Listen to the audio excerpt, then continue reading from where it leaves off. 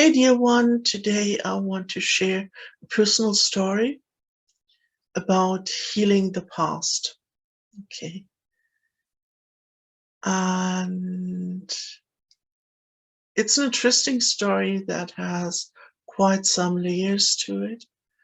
And that might give you food for thought. And might show you a little bit different angle of how we create reality. Okay. The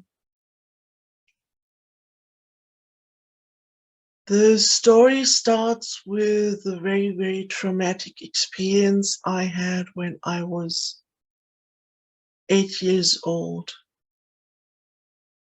And this experience was so horrible that my own consciousness has been hiding this event for 40 years. And I guess it took me 40 years to be ready to deal with this. And when my memory showed up from this experience, I remembered being that 8-year-old and that I was abused. And normally, it's not been the first time and not been the only time, but normally I was drugged. And at that special day, for some reason, it didn't work, or he forgot to give me the drug because normally I was unconscious. And on that day, I wasn't. And it was so horrible that my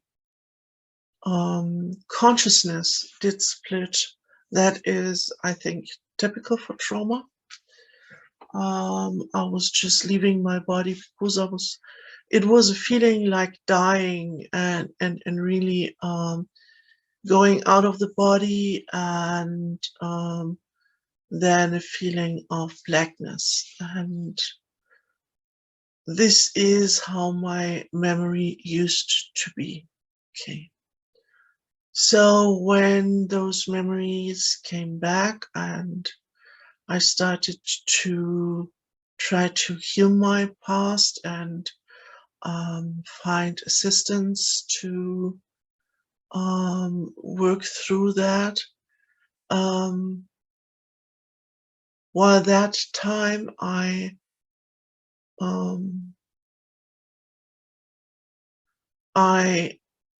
used a shamanic version of traveling back in time. And I know that variations of that are also used in psychology. And I'm not giving here any advice or anything like that. I just share my own experience. So as I am capable of traveling other places with my consciousness, and we all are, we just have to trust ourselves and relax into ourselves and just give the intention. And every time a memory comes up, it is us, kind of a part of us traveling back in time. So if people have flashbacks coming up, this is also a kind of time traveling. Now, the important part of my own healing, my own shamanic healing that I gave myself was that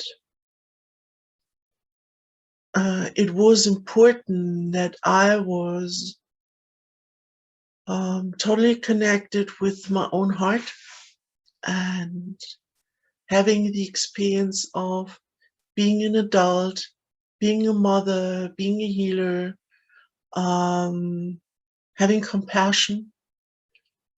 I was connecting with all of that and coming from this point of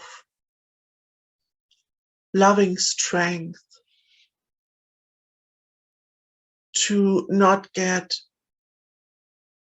dragged into the emotions I experienced back then, because I already experienced this. I just needed assistance to process this. So I traveled back. This was an evening when I intended to go back in time and to really be there for myself, to not escape, because of course the 8-year-old me that had nobody who would help her, that had nobody she could go to, who had nobody who would help her or would believe her or anything like that. There was no way for me but just trying to survive. So this trauma response of me as an 8-year-old was appropriate, absolutely.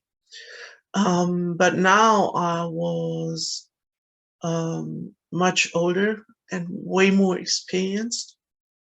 So I took my my adult future self that was stable and grounded, and I traveled back intentionally to this moment.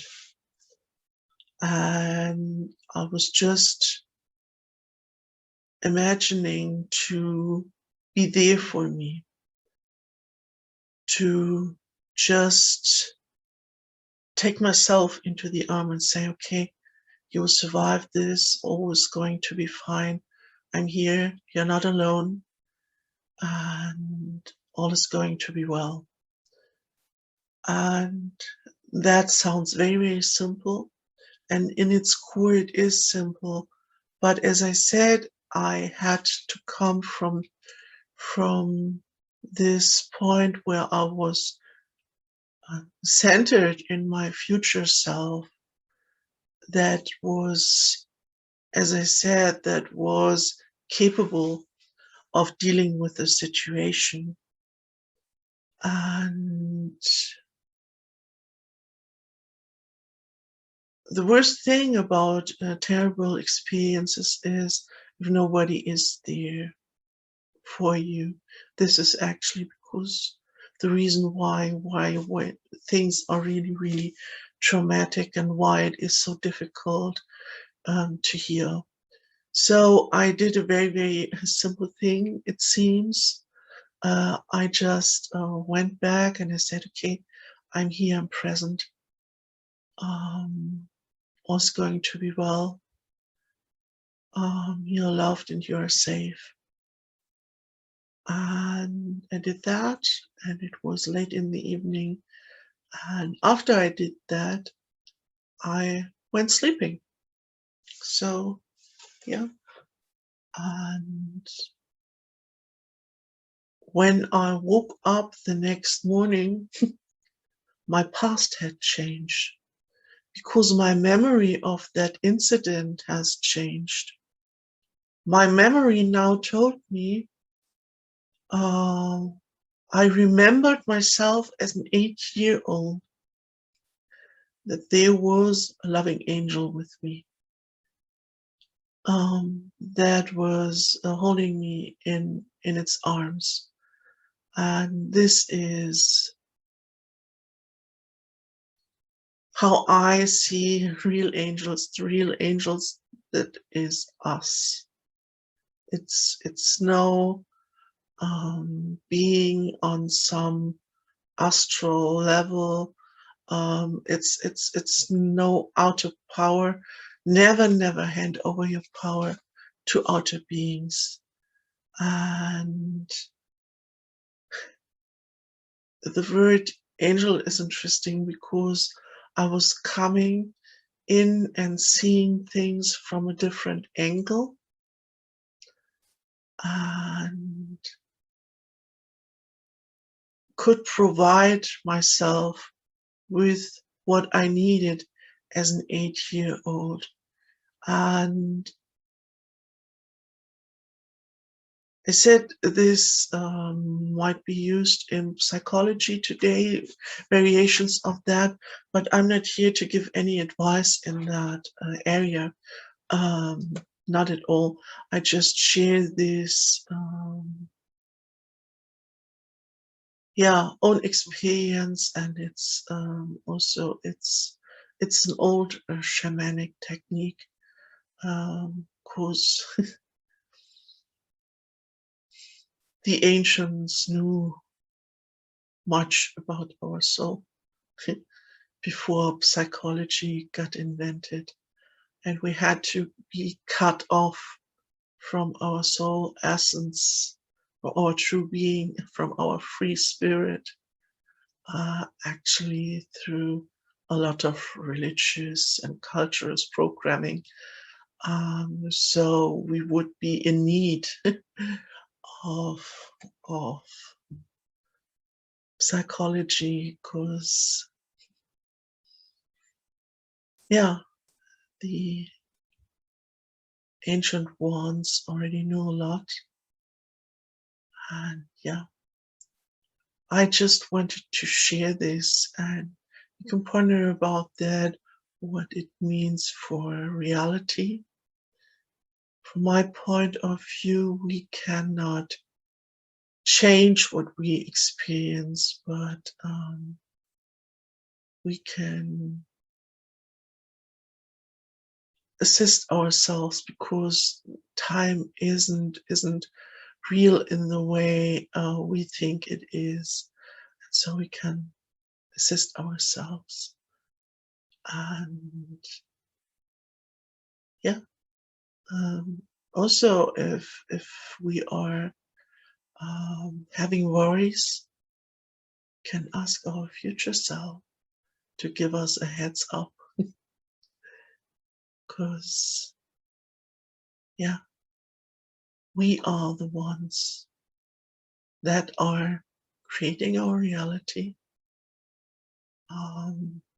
But the experiences will remain, but we might have a very different point of view. And this is about taking back the own power and taking our own destiny back in our own hands. And that was the reason why I wanted to share this memory of the change memory. Yeah, I found it stunning and interesting, and I hope it's inspiring for you too. Okay, please take good care. Bye.